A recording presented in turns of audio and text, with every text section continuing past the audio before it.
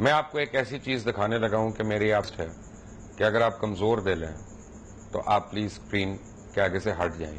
بڑا مشکل ہوتا ہے ایک اینکر کے لیے کہنا کہ آپ پلیز اس وقت میرا پروگرام نہ دیکھیں اگر گھر میں بچے یا حاملہ خواتین جو ہیں وہ یہ پروگرام دیکھ رہی ہیں.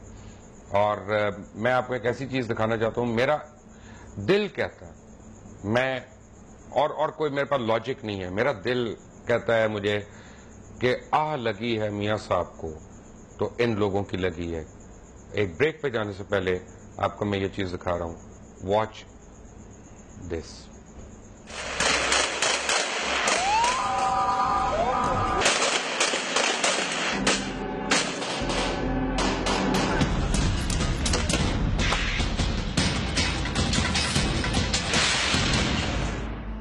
اللہ 4 یا 5% اشرافیہ کا ہی رب نہیں بلکہ وہ تو رب العالمین ہے. صاحب اقتدار اکثر اپنی طاقت و اقتدار کے گھمنڈ میں چور یہ بھول جاتے ہیں کہ اقتدار ان کے لیے آزمائش ہے. 17 جون 2014 کی تاریخ کو پاکستان کے سیاہ ترین دن کی حیثیت سے یاد کیا جاتا ہے. اس دن طاقت کے نشے میں دھت حکمرانوں کے حکم پر قانون اور انصاف کی دھجیاں اڑاتے پنجاب پولیس کے اہلکار اپنی پوری جنگجوانہ صلاحیتوں کو بروئے کار لاتے ہوئے تحریک منہاج القرآن کے نہتے ورکرز پر پل پڑے, جن کا قصور صرف یہ تھا کہ وہ حکومت وقت کی اپوزیشن جماعت کے ارکان تھے. اس سے ایک دن پہلے ہی ایک وفاقی وزیر نے طاہر القادری کو ایک پریس کانفرنس میں دھمکی بھی دی تھی. مولانا آپ اتنا تاخیر نہ کریں, آ جائیں آپ تاکہ آپ کا یہاں استقبال کیا جائے اور ایسا والہانہ استقبال آپ کا کیا جائے کہ دوبارہ یہ ڈرامہ رچانے کی آپ کو ضرورت نہ ہو.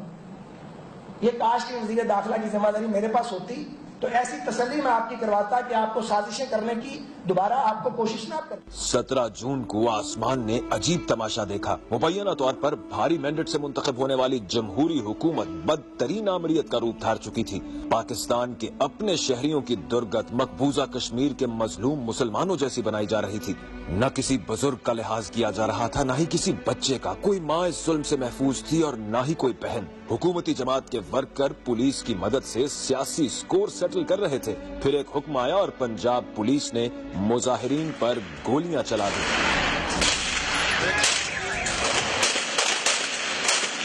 عوام کے ٹیکس پر خریدی گئی ان گولیوں سے کئی گھر اجاڑ دیے گئے. اس دن 14 پاکستانی, جن میں 2 عورتیں بھی شامل تھیں, جاں بحق ہو گئے, جبکہ 100 سے زائد پاکستانی زخمی ہوئے.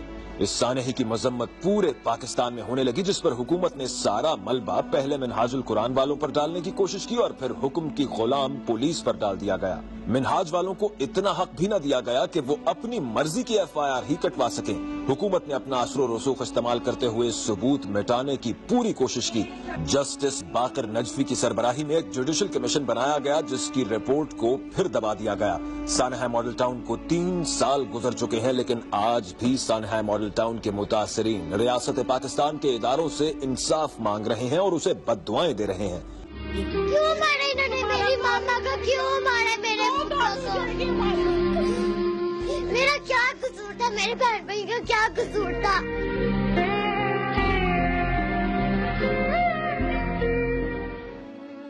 اللہ پاک اسے معاف نہ کرے ان لوگوں کو دنیا آخرت میں. اس کے علاوہ مجھے کچھ نہیں کہنا تھا.